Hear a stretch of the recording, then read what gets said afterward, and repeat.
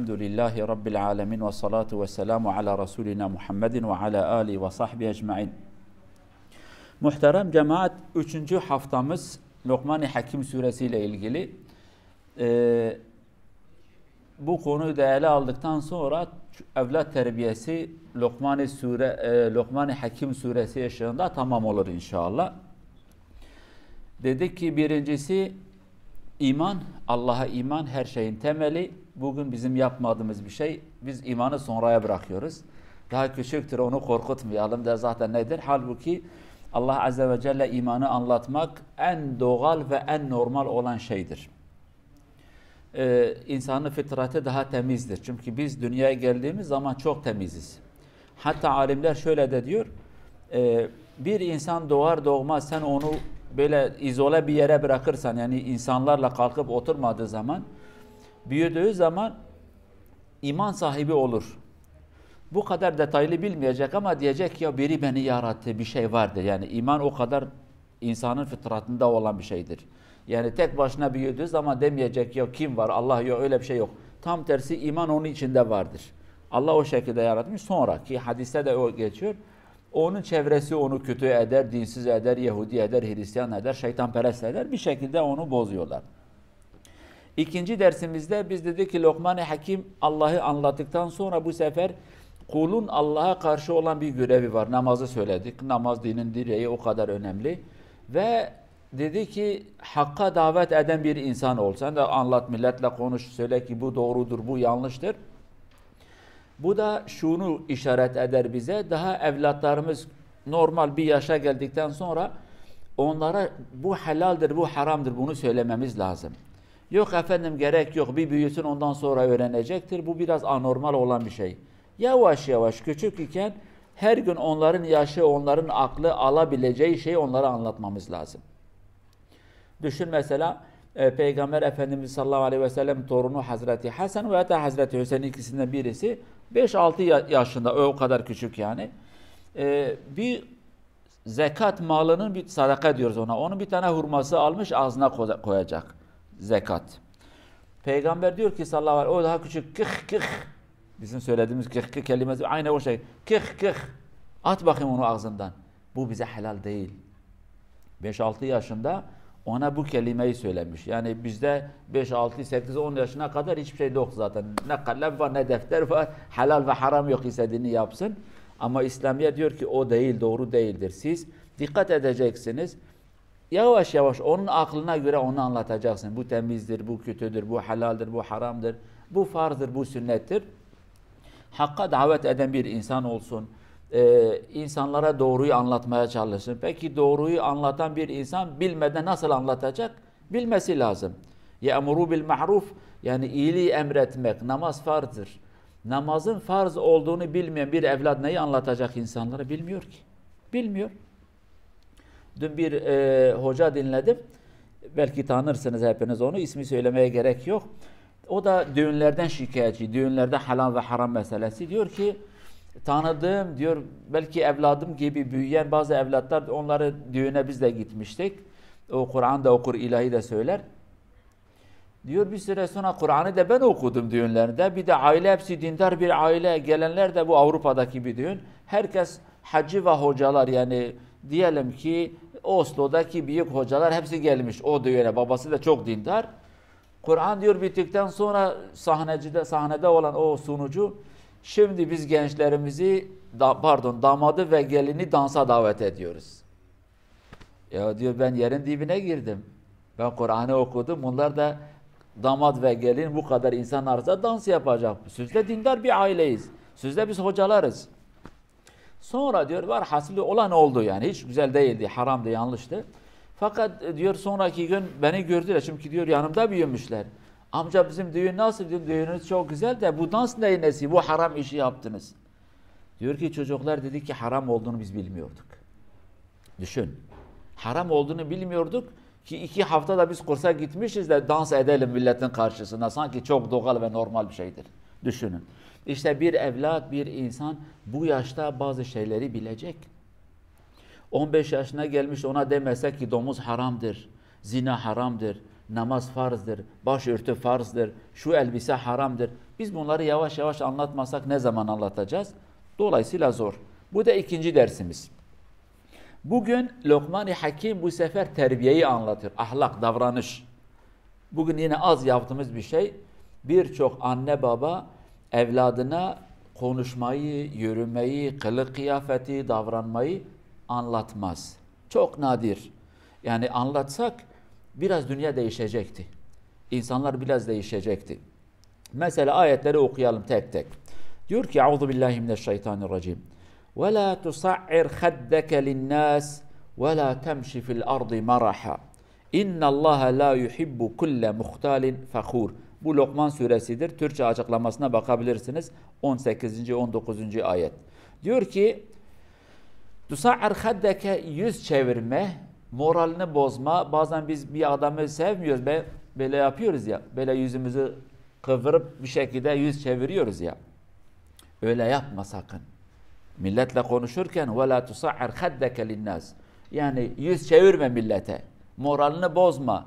Mimiklerinle, mimik biliyorsun bu yüzümüzdeki hareket. Onlarla milleti küçük düşürme. Bugün bizim birçok zaman yaptığımız aynı hata. Adam mesela gelmiş, hele bu bizim döner sandalyeler var ya, kürsüler. Daha fazla acayip insanı anormal eder. Adam geldi konuştu, beğenmedi, sık kürsüyü bile çeviriyor. Yani sen kimsin ya? Git bakayım, düşün. Bu çok davranışlarımızda olan bazı hata ve eksikler. Bu sefer yani anne babalık görevi sadece namaz ve ibadeti anlatmak değil. Namaz ve ibadet, diğer farzlar hepsi iyi bir insan olalım. Yürürken, milletin arasında otururken iyi bir insan olalım. Ki ondan dolayı Peygamber Efendimiz diyor ki sallallahu aleyhi ve sellem, namaz kılan, oruç tutan bir insan eğer millete hakaret, küfür, diliyle bir şekilde hakaret etmişse kıyamet gününde gelir, namazı diyor şu adama verin, bu adama bu kadar diyor küfür etmiş. Bu adama verin, bu adama hakaret etmiş. Bu adamı diyor dedikodusunu çok yapmış, onu rezil rüsva etmişti. Sonradan diyor bu adama bir şey kalmıyor yani. İşte buna da müflüs söylemiş, iflas eden. Norveçesi konkurstur yani. Top atmış o adam. Namazla, ibadetle geldi ama bu adamın erzına dil uzatmış, bu adamın şerefine dil uzatmış, bu adama küfür etmiş, bu adama iftira atmış. Bir şekilde aldı, adamın elinde bir şey kalmadı. Ama işte Lokman-ı Hakim bu güzel davranışları ve Kur'an-ı Kerim'de Allah da Azze ve Celle bize anlatıyor. Diyor ki milletle konuşurken sakın milleti küçük görme, milleti ezmeye çalışma, kendini onlardan üstün görme. Ve onların bazı işaretleri vardır. İşaretlerden birisi yüz çevirmektir. Adam geldi konuştu, yüzümüzü çevirdik. Bu haddi zatında seni muhatap almıyorum. Sen hiçsin. Kimsin seninle konuşacağım? Onun işareti odur yani. Yüz çevirmek anlamı odur. Tabii adam çok saygısız, kötü biri ise o zaman da başkadır. Ama Allah'ın kastediği ve burada suretin bize söylediği normal senin gibi bir insan, bir şekilde sen kendini çok bilmiş zannettin, çok zengin gördün, çok akıllı zannettin. Bu adam da ya fakirdir ya da cahildir ya da bir şekilde onu kendinden küçük gördün. Benim muhatabım değilsin. Diyor ki وَلَا تُصَعِّرْ خَدَّكَ لِلنَّاسِ, yani yüzünü çevirme millete, böyle moralini bozma. Böyle bazı işaret, bunlar hepsi işarettir yani. Mesela adam konuştu, yani boş ver, bu adamla konuşma. Sırtını, yüzünü çevirdin. Bunlar hepsi o adamı küçük düşürmektir. Halbuki ikinizi de Allah yaratmış Azze ve Celle. Hazreti Ali'nin güzel bir sözü var. Diyor ki insan düşünse Allah onu nasıl bir şeyden yaratmış? Ufak bir su, kötü bir su. Ondan sonra hayattayken de midesinde ne var? Bağırsaklarda. Tuvalettir, buyurun. Ondan sonra ölürken de ne olur? Yine erir gider, solucanlar, hayvanlar gelir bizim etimizi yer. Yani insanın leşi de öyle diyelim. Ceset hayatta, leş bu sefer kendini kötü gören bu adam biz leş deriz yani. Bu sefer aynı hayvanların eti var ya, leş hayvanlar. Daha beterdir insanın kokusu. Acayip bir kokusu vardır yani. Ondan dolayı da İslam diyor ki hemen insanı gömün. Toprak altına koyun, kokusu yukarıya çıkmasın. 10 santim de değil. 1,5 metre onu yerin altına koyun ki bu etin ve kemiğin kokusu dışarıya çıkmasın. Bu bir. Diyor ki bu millete sakın diyor ters bir hareket etme, milleti küçük görme. وَلَا تَمْشِ فِي الْاَرْضِ مَرَحًا, yürürken de kibirli yürüme. Bunlar hepsi insanlarda bulunan yürüme tarzlarıdır. Yani bazı insanlar yürüyüşüne baktığın zaman bu adam sanki Firavundur. Böyle kırmızı bir kora yani. Böyle kabadayı. Kimileri çaketi sırtına atıyorlar. Bazı bayanlar da bunu yapar. Bu bayanlarda daha çok meşhurdur. Bu zamanın bayanları omuzlarına bir şey atıyorlar. Bu kadardır. Yarım metredir. Göbeklerine kadar gelir. O da kısa kolludur yani. Acayip şey. Bir de koluna sokmuyorlar yani. Böyle sırtına atıyorlar. Bu yürüyüş tarzı, kalkma oturma tarzı, bütün bunlar İslamiyet'e göre biz evlatlarımıza anlatacağız. Oğlum bu yürüyüş güzel değildir. Kızım bu hareket iyi değildir. Bu giydiğin elbise doğru değildir. Çünkü ayetin sonu diyor ki inna Allah la yuhibbu kulle muhtalin fakhur. Allah azze ve celle kibirli ve kendini üstün gören insanları sevmez. Burada niye diyor ki Allah sevmez? Normalde biz de sevmiyoruz. İnsanlar sevmez. Eğer söyleseydi ki insanlar onları sevmez, belki aklımıza şu gelirdi. Ya insanlar sevmiyorsa sevmesin. Allah seviyorsa tamamdır. Biz bazen öyle diyoruz ya. Ya insanları boş ver. Allah senden razı mı? Sen ona dikkat et. Allah razı değilse o zaman ağlamaya çalış. Burada da Allah azze ve celle insanların rızasını veya da insanların nefretini söylememiş. Biz kendimizi bazen öyle de kandırabiliriz şeytanın oyunlarıyla.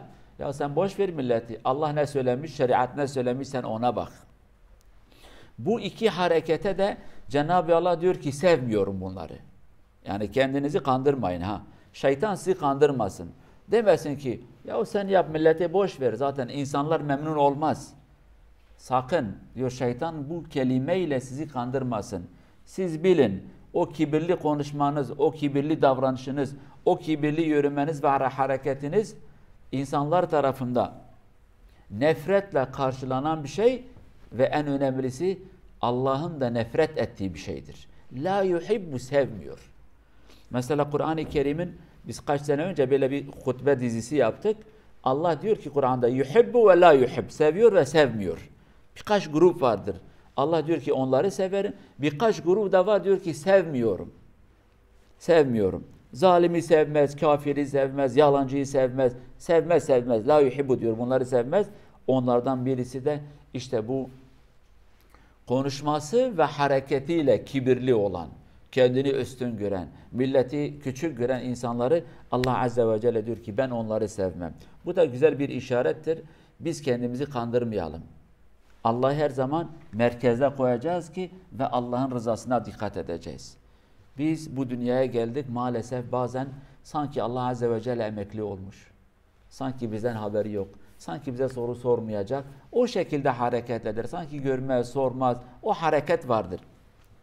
Ama imanı olan bir insan asla öyle düşünmez. Allah haydir, şahittir, görür, dikkatli bana bakar, her şeyi işitir, her şeyden haberi vardır, semi'dir, alimdir, basirdir. Bunlar Allah'ın isimleridir. İşitir, görür ve her şeyden haberdardır. Bütün bunlara sahip olacağız. Allah diyor ki bunları sevmez. Ve devam eder. وَقْصِدْ فِي مَشْيِكَ Yürümene dikkat et. Bak birincisi dedi ki kibirli yürüme. Bu sefer senin yürümen adet ve normal neyse o şekilde olsun. Bazen acele yürümek havalı olur. Bazen çok ağır gitmek havalı olur. Yani ikisi de değişir. Bazen insana acele eder ya diyor ki siz yaşlanmışsınız, siz geride kalmışsınız. Bazen espri de olur. İhtiyaç paramane, yaşlılar arkada kalmış. Buna benzer birçok hareket vardır. Benim imanım çoktur, erken giderim camiye. Bu da var. Mesela şeytan aleyhi lanet her şeyimizi berbat etmeye çalışır. Öyle bir adeti vardır. Allah'a yemin etmiş. Sen bana bir fırsat ver. Ben de onları cehennemlik edeceğim. Sağdan, soldan, arkadan, önden onlara geleceğim. Bazen biz camiye gider, bakıyorsun ki bir arkadaş yavaş hareket eder. Biri de çok acele. İmanınız zayıftır. Ondan dolayı yavaş geliyorsunuz. Benim imanım çok. Ben çok acele ediyorum. Birinci sıraya gideceğim. Düşün şeytan gelir bir şekilde. Sen bu lafı söyledikten sonra senin namazın boşa gitti. Senin o gelmen riyakarlık oldu.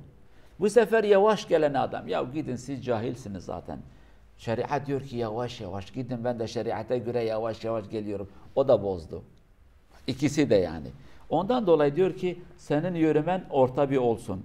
Yani asla acele etmek, eğer kibirliyse acele etme, yavaş gitmekse yine o da kibirliyse sakın bunu da yapma. Başka bir laf. وَغْضُضْ مِنْ صَوْتِكَ. Sesini bir alçalt bakayım. Çünkü biz insanlar bazen kendimizi üstün görmek için çağırıyoruz, bağırıyoruz. Ses kaldırıyoruz böyle. Ben böyleyim. Bu da çok kibrin ve Allah'ın sevmediği bir davranış.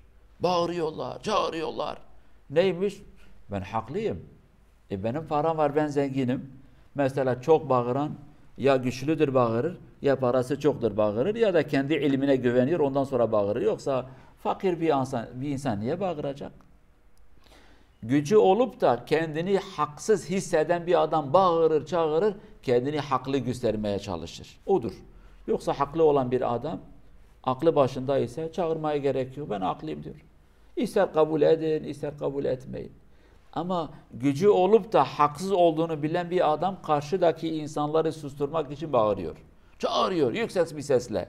Ondan dolayı bu surede diyor ki sesini biraz indir bakayım. O kadar kaba kaba konuşma.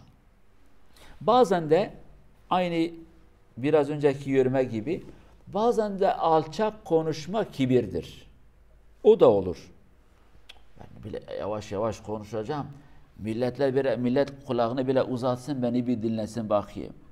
Ben kendimi yırtacağıma, çok bağıracağıma onlar bile bir yapsın bakayım, beni bir dinlesin. Yine şeytan gelmiş, bu adamın kulağına bir şey üflemiş. Biraz alçak konuş. Sen böyle yüksek konuştuğun zaman bu insanlar sana değer vermeyecek. Sen biraz yavaş konuş bakayım. Bu şekilde Lokman-ı Hakim evladına bütün bu davranışları anlatır. Peki biz bunlara bakarsak biz neyi anlayacağız? Bizim görevimiz evlat terbiyesiyle ilgili evlatlarımızın yürümesine dikkat edeceğiz. Onlara yol göstereceğiz. Evladım bu yürüme iyi değil. Lüks bir araba aldın, yeni bir ev aldın, iş aldın, elindeki saat, ayakındaki olan kundura, kullandığın telefona bakarak sakın havalara girme. Bunlar hepsi bizim görevimizdir. Anne baba olarak biz evlatlarımıza mütevazi bir insan olduğunu anlatacağız. Mütevazi olmayı biz anlatmadığımız zaman bizim evlatlar kibirli, Firavun gibi büyüyecekler. Ahirette de biz de o sorumluluğu alacağız Allah karşısında. Biz kendi görevimizi yapmadık. Evlatları Firavun gibi büyüttük. Sen üstünsün. Sen bu insanlar gibi değilsin. Sen zekisin. Sen akıllısın. Allah bizi üstün yaratmış. Bu şekilde davranan anne babalar var.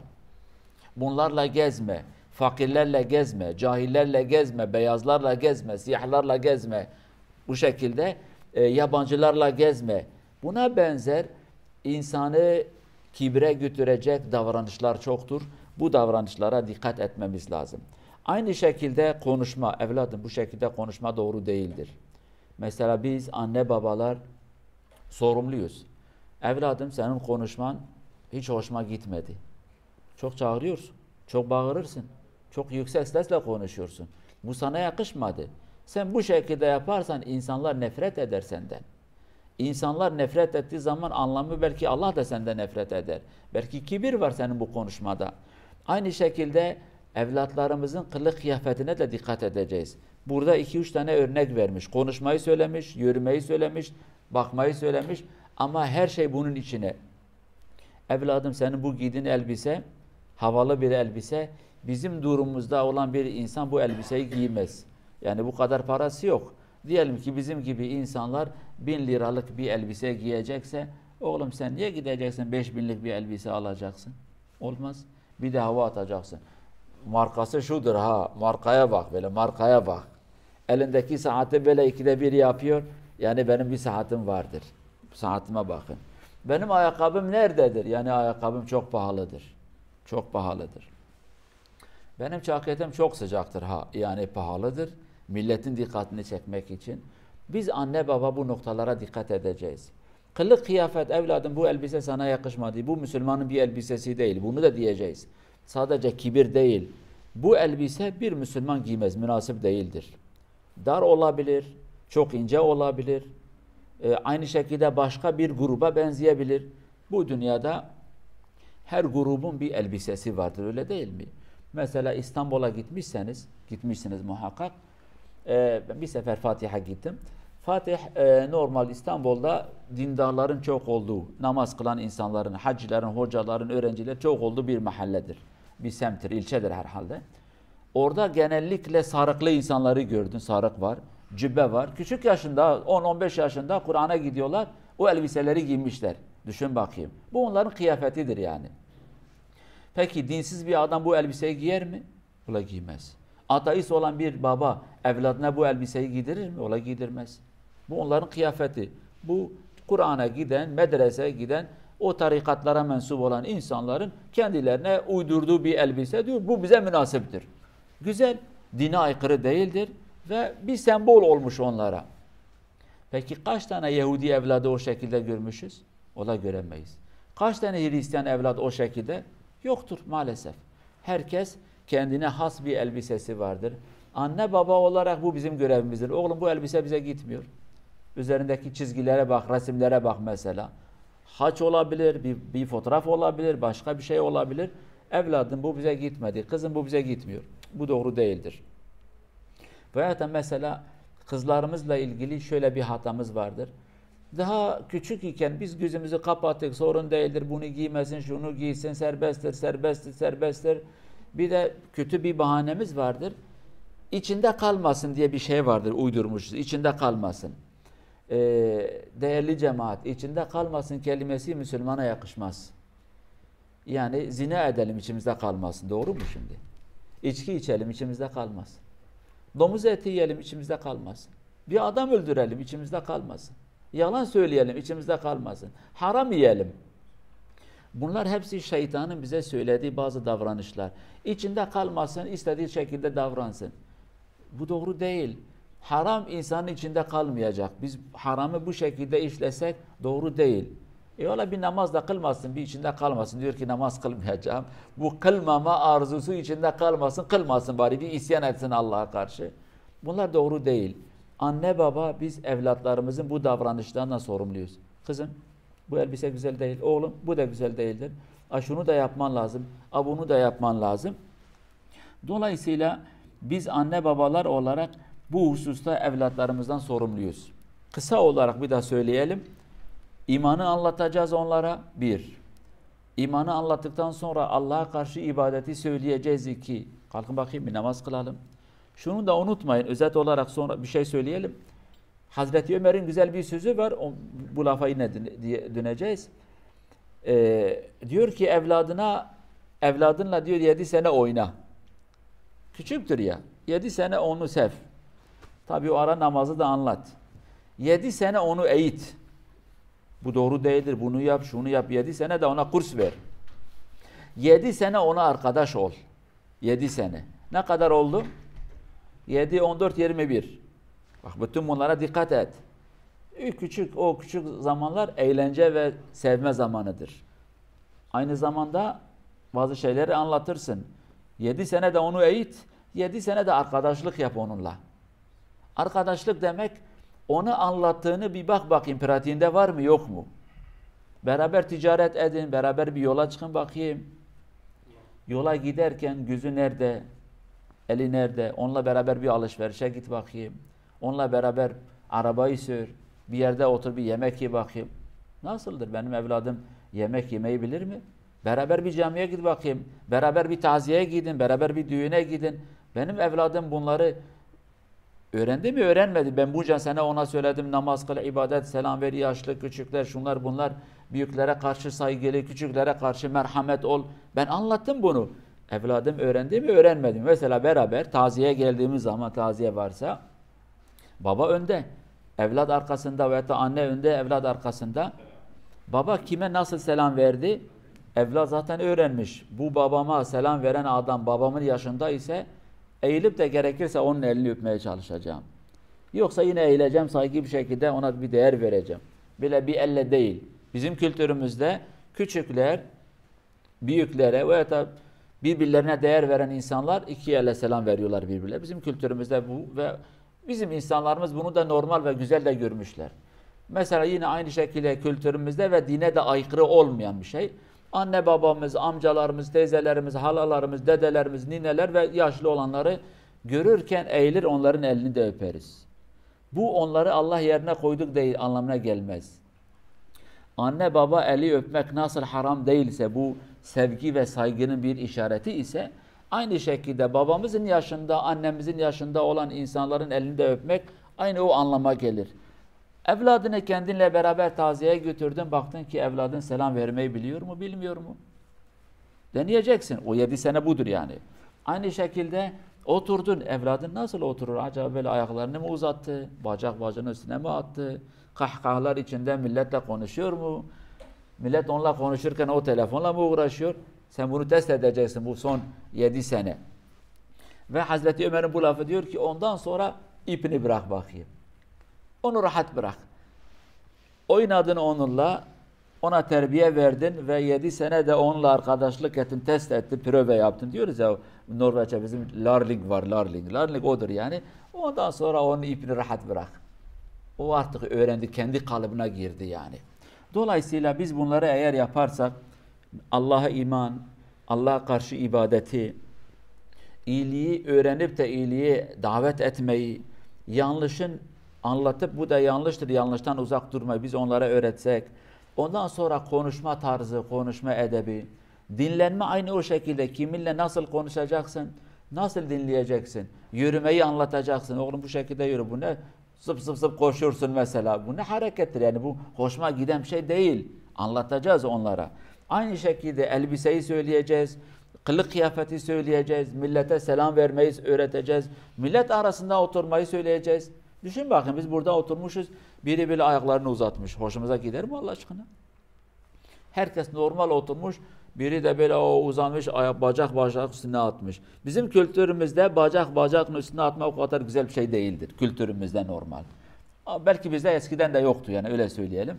Avrupalılar diyor ki birçok anlamı vardır. Bazıları yani bak ben rahatım, sen de rahat ol. Öyle bir diyor, bunlara vücut dili diyorlar onlara. Yani bir iki insan oturdu, bacak bacak üstüne attı. Yani diyor bu ben rahatım, sen de rahat ol. Ama bizim kültürümüzde eskiden o yoktu mesela. Eskiden diyorlar mesela bir İslam ülkenin başkanı Amerika'ya giderken onların başkanı böyle yapar, bizimkiler de böyle oturuyorlardı. Hemen bizimkiler diyor ki sen diyor kendini o kadar küçük gösterdin, ezdin. Kafanı bir kaldırsana bakayım. Fakat biri gider o da bacak üstüne attığı zaman diyor ki bizimkiler eşit oldu şimdi. Yani sen benden daha üstün değilsin. Dolayısıyla toplumda ne güzel görülecekse onu insanlarımıza anlatmalıyız. Toplumumuzda ne çirkin görülmüşse onu anlatacağız. Bu çirkindir kardeşim. Bu bize münasip değildir.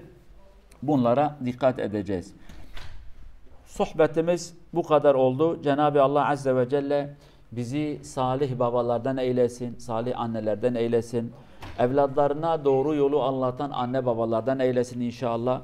Söylediğimiz bu güzel lafları da inşallah aklımızda bırakır ve onu pratiğimize de sokarız. Çünkü biz evlatlarımıza karşı sorumluyuz. Ayet-i kerimede Allah öyle diyor. Ya eyyühellezine amenu. Ey iman edenler. Ku enfusekum ve ehlikum. Kendi nefsinizi ve evlatlarınızı cehennem ateşinden koruyun. Allah Azze ve Celle bizi ve evlatlarımızı cehennem ateşinden korusun ve muhafaza etsin inşallah. Hak ve doğru yolu nasip etsin. Allah rızası için lillahi el Fatiha. Bismillahirrahmanirrahim.